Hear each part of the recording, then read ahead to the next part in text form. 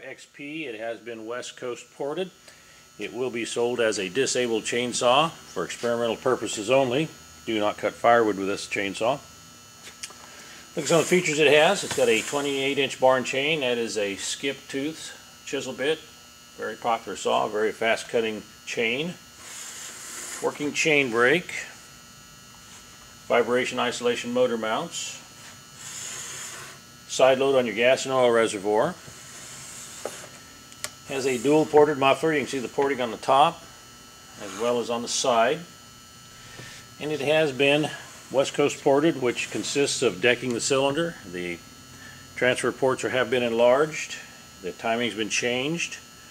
It is a very high performance motor and a very dangerous motor. It will be sold as a disabled part saw for parts only at the end of this video. 2 large falling spikes. Tensioner right on the side. Loosen 2 bar nuts up. Right there's your tensioner. Wrap handlebars.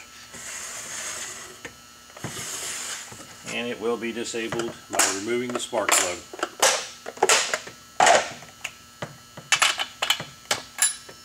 And that's how it will be sold, and that's how you'll receive it.